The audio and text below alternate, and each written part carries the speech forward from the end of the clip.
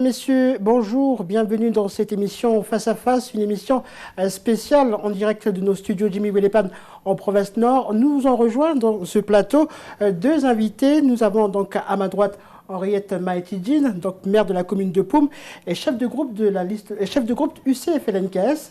Et à ma gauche, nous avons donc Vanessa Ouachapo, quatrième de la liste donc agissant pour le Nord. Mesdames, merci d'avoir accepté cette invitation. Henriette Maï, pendant 20 ans, donc la province Nord a été gérée par les indépendantistes et en particulier donc l'UNIGE. Partagez-vous un peu ce modèle de gouvernance au sein de l'institution provinciale? Il est vrai que pendant 20 ans, ça a été dirigé par l'UNI. La préoccupation première des indépendantistes qui sont au pouvoir, ça a été d'accompagner le projet économique qui était l'usine du Nord. Maintenant, l'usine du Nord est bien implantée. Il fallait l'accompagner dans le cadre du mouvement des populations qui allaient venir travailler dans cette usine. Nous avons contribué. Nous, au groupe UCFLNKS, nous avons contribué puisqu'on a été, même si on n'était pas à l'exécutif, une force de proposition pour amener cet aménagement du territoire afin d'accompagner le flux de population, le changement dans cette province et également amener tout ce qu'on a emmené au niveau des communes, notamment en matière de santé, dans les dispensaires, à améliorer les services à la population. Est-ce que ça a été facile, en étant donc ne pas être dans l'exécutif, de travailler avec, on va dire, sa majorité indépendantiste? Ça n'a pas été tout le temps facile, mais comme nous étions, on a quand même le même objectif, c'est asseoir notre souveraineté et pour cela construire notre projet de société. Et c'est ce que nous avons fait pendant toutes ces années. Même si nous n'étions pas à l'exécutif de la province, il y a quand même certains points de divergence que nous avons, notamment en matière de gouvernance, parce que il y a des choses, nous, on aurait préféré que ça soit fait autrement. Et on se rend compte maintenant que même l'équipe qui est en place le reconnaît, puisque dans son bilan, elle a reconnu que c'était des faiblesses, notamment l'externalisation de plusieurs services à travers les SEM et quelquefois cette externalisation-là n'a pas été maîtrisée, a rallongé les délais dans la programmation, dans la planification et aussi on est arrivé à un point, et ils le reconnaissent aussi, où ces structures-là, ils sont peut-être à revoir maintenant, puisque quand elles sont en difficulté, ça impacte les finances de la province. Vanessa Ouachapo, donc de la liste agissant pour le Nord, quelle conception donc votre liste souhaite apporter en matière de conception politique, vous souhaitez apporter donc dans cette gestion provinciale? Alors, agissant pour le Nord, comme son nom l'indique, on agit pour tous les citoyens.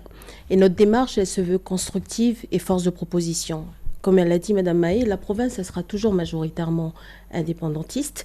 Et donc, même si on est en minorité, nous souhaitons en fait vouloir apporter nos compétences et nos connaissances pour travailler ensemble et avoir, en plus de dialoguer, être force de proposition.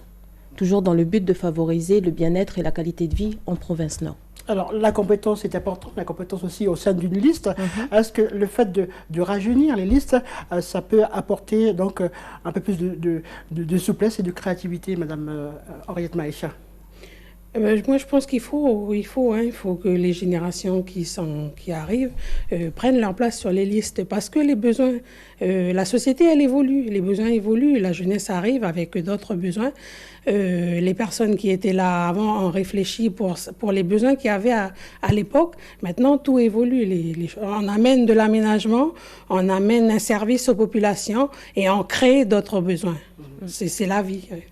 Alors, Vanessa Ouachapo, de votre côté, la campagne a débuté pour vous depuis lundi. De vos contacts, de vos rencontres avec la population, est-ce que vous avez trouvé une population qui est dans le réel besoin, on va dire comme ça?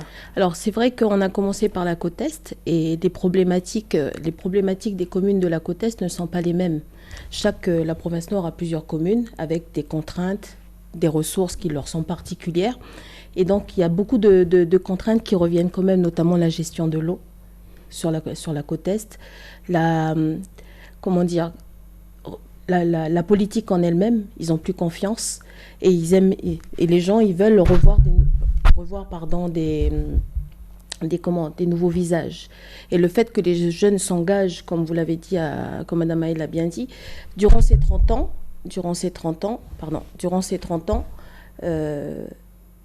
les vieux nous ont amenés là. Ils ont essayé de résoudre les problématiques qu'il y avait. Sauf qu'avec l'évolution, il y a eu des nouvelles problématiques. Et c'est pour ça qu'il est important que les jeunes d'aujourd'hui ils puissent s'engager pour leur pays. Ça veut dire qu'en 30 ans de provincialisation, est-ce qu'on a un peu oublié donc d'asseoir un aménagement qui soit équitable pour les deux côtes? Vous avez parlé de la côte Est, beaucoup de choses manquent. Quels sont les projets qui seraient donc importants de mettre en place Alors, sur la côte Est, qui est complètement différente, puisque sur la zone VKP, on a privilégié la construction de tout un projet autour de l'usine. Ça a marché, ça a marché, il y a des réajustements à faire. Et sur la côte Est, il faut répondre aux problématiques du quotidien des gens. Donc on a énormément dans les tribus ou dans les villages des micro-entreprises qu'il faut continuer à accompagner et à développer. La province Nord, elle regorge de ressources, comme tout à l'heure je disais, notamment par exemple pour la filière bois. Sur la côte Est, on a énormément des vallées remplies de pinus qu'il va falloir éventuellement réfléchir pour pouvoir développer. Il y a le tourisme. Et donc, il va falloir revoir, réajuster et mettre en place des actions beaucoup plus pragmatiques. Concrètement, qu'est-ce que votre liste peut apporter justement dans cette physionomie? Donc, on pourrait apporter de nouvelles solutions, des réajustements et aider à construire pour toujours améliorer la qualité de vie et d'être sur le terrain. Entre-temps de provincialisation, Henriette Maé-Tidjine, est-ce que les efforts apportés en faveur du rééquilibrage, selon vous, ont porté leurs fruits ou il reste encore des choses à faire? On va dire ils ont porté leurs fruits. Maintenant, il faut, à l'intérieur de la province, il ne faut pas déséquilibrer les choses. Nous disons aussi, on a développé la zone VKP avec l'usine du Nord. Maintenant, il faut s'occuper des gens qui sont sur la côte Est. Et nos populations ont beaucoup de savoir-faire. Ce sont des agriculteurs, ce sont des pêcheurs, ce sont aussi des artisans. Donc, les accompagner, les organiser pour qu'ils réussissent à commercialiser leurs produits et en vivre sur place. Voilà. Les populations qui sont sur cette zone ont besoin d'être nourries. Et c'est ce savoir-faire qu'on peut avoir sur la côte Est qu'il faut développer pour pouvoir nourrir les populations qui sont dans ces agglomérations, parce que maintenant, la VKP est devenue une grande agglomération. Donc, il faut développer. On avait créé des ETH et on se rend compte que le développement dans les ETH, ce ne sont pas équilibrés. Il y a certains ETH où rien ne s'est passé depuis que ça a été créé. Donc il faut maintenant se pencher pour ne pas recréer un déséquilibre. On a dit rééquilibrage du sud-nord, mais il ne faut pas créer de déséquilibre en sachant que ces populations ont des savoir-faire chez eux qu'il faut accompagner et organiser pour subvenir aux besoins de ceux qui sont dans la grande agglomération maintenant. On va parler de santé actuellement. En termes de maillage, le système de santé a permis à la province Nord d'être rattachée à plusieurs dispensaires. Et nous avons l'ouverture l'an dernier du pôle sanitaire. Est-ce que ces éléments-là suffisent justement pour que le maillage de la santé soit bien ancré au sein de la province Nord?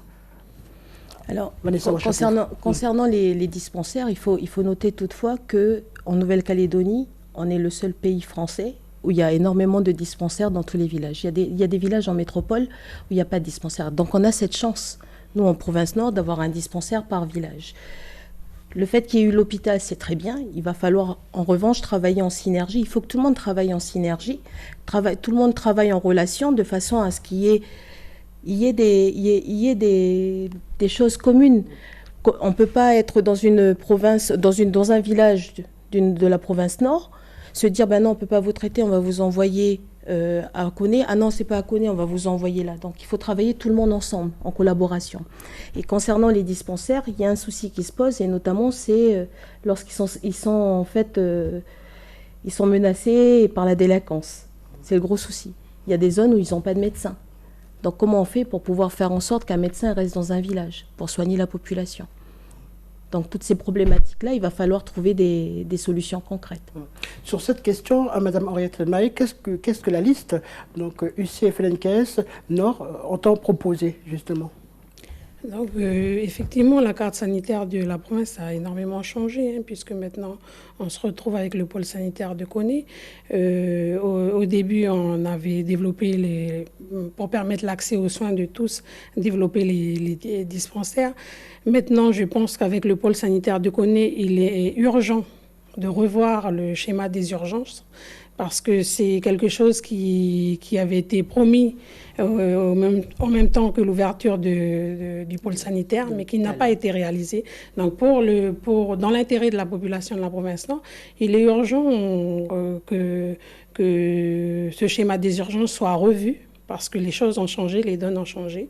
Mais aussi, il faut aller avec l'évolution des choses pour mieux servir les populations, moderniser un peu nos dispensaires et les équiper de matériel innovant comme la télémédecine pour éviter de transporter des gens qui n'ont pas besoin d'être transportés si le diagnostic peut être réalisé par le médecin du dispensaire s'il était équipé d'un appareil comme la télémédecine et en direct avec un médecin spécialiste d'un hôpital, lui dire ben voilà, vous prescrivez ça.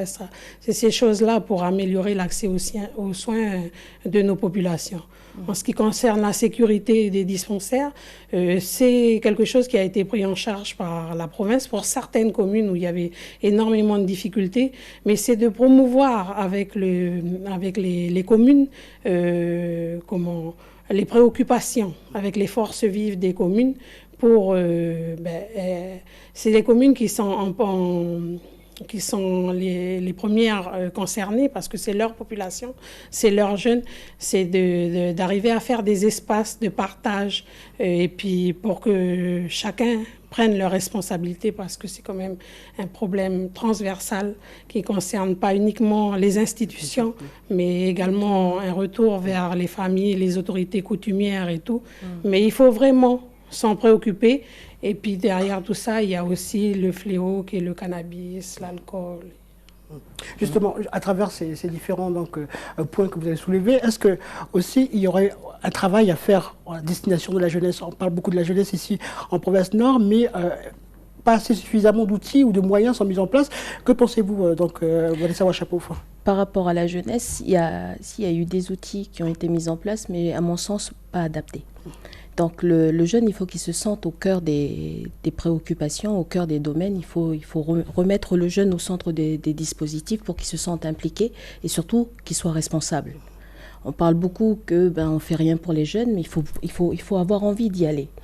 Donc à mon sens, il faut revoir au niveau de la jeunesse une partie au niveau de la formation, au niveau de l'enseignement aussi, parce qu'on a certaines communes, ils se retrouvent avec que des filières administratives, alors qu'il n'y a pas suffisamment d'entreprises pour pouvoir les accueillir. Donc il va falloir retravailler, peut-être faire un bilan de ce qu'on a par commune, pour pouvoir après éventuellement envoyer nos jeunes